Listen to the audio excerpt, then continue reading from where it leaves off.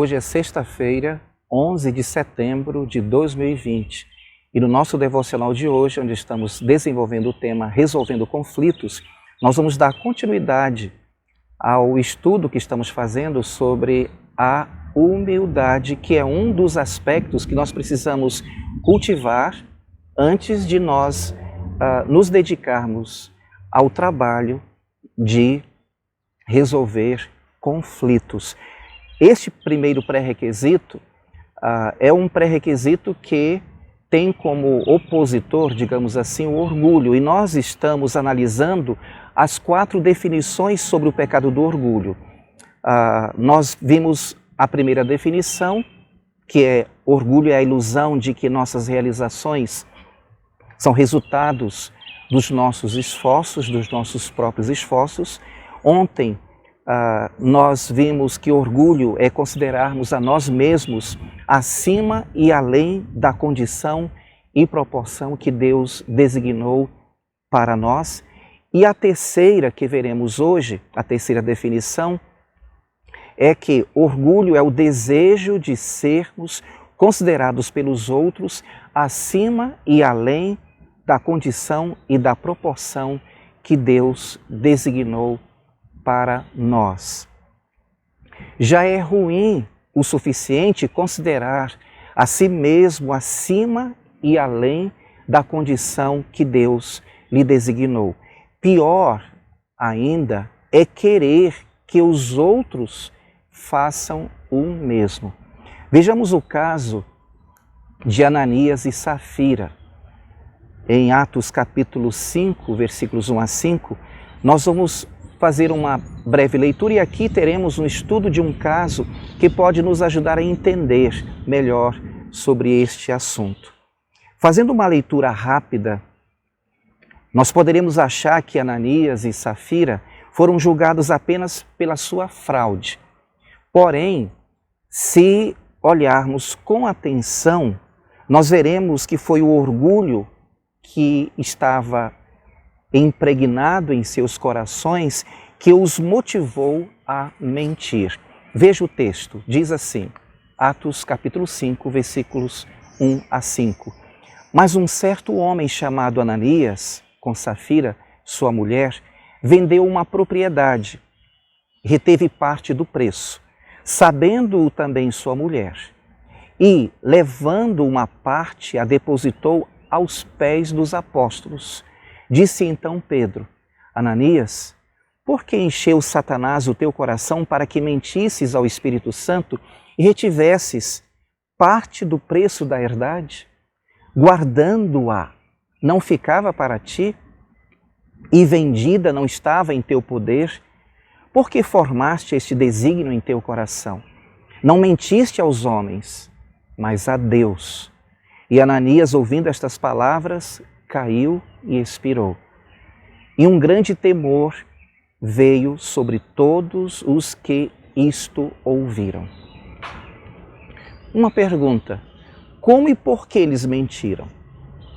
Eles mentiram ao fazer a igreja acreditar que haviam dado a porção inteira dos lucros da venda de sua propriedade ao Senhor. Observe o texto aqui. Eles tinham liberdade para dar à igreja somente uma porção da venda. Estava sob o controle deles, como o texto deixa bem claro. Eles mentiram porque queriam que a igreja os considerasse acima e além da proporção do que haviam dado.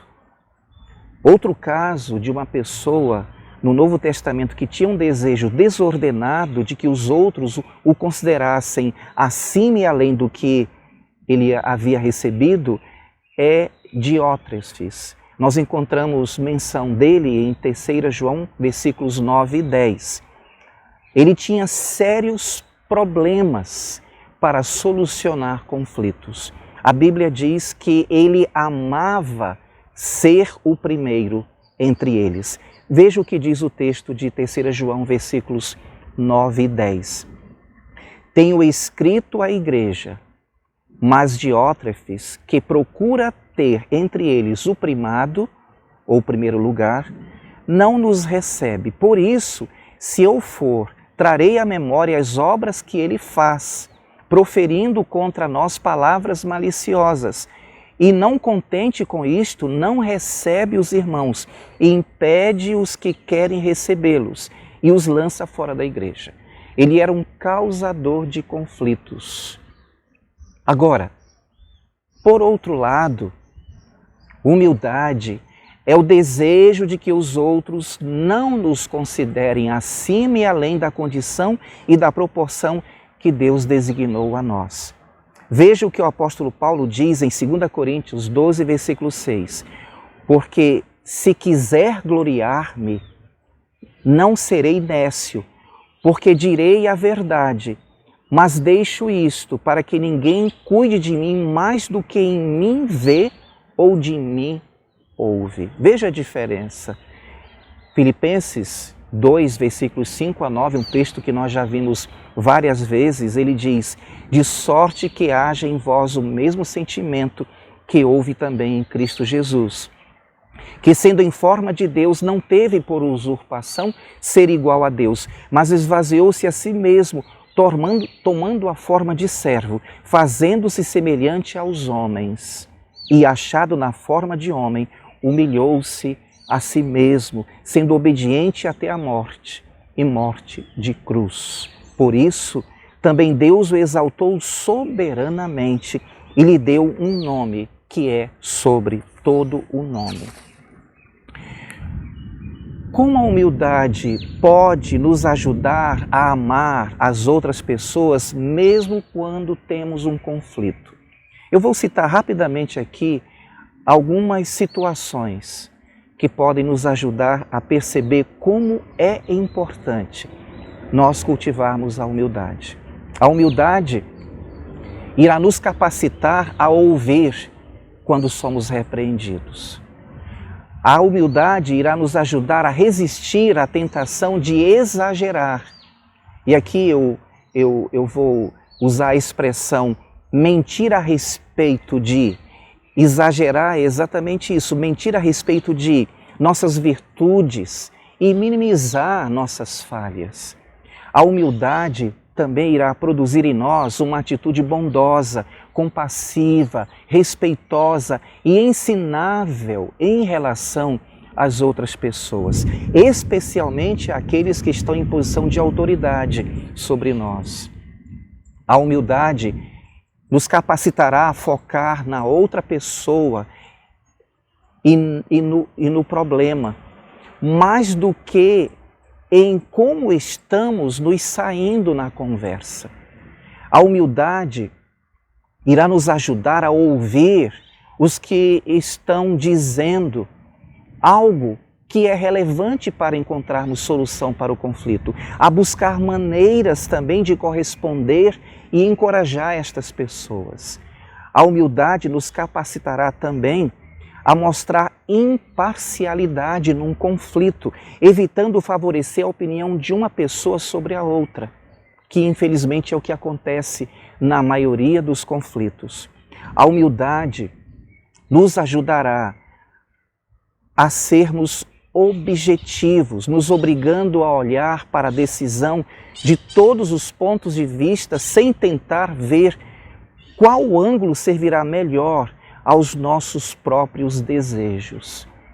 A humildade também nos ajuda a entender a perspectiva do nosso interlocutor, da pessoa com quem nós estamos dialogando.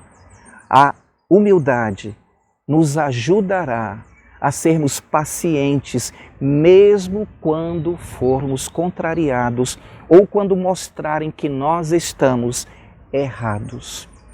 Esta é a chave para que nós possamos, como cristãos, vivenciar uma das qualidades do cristão, que é ser pacificador.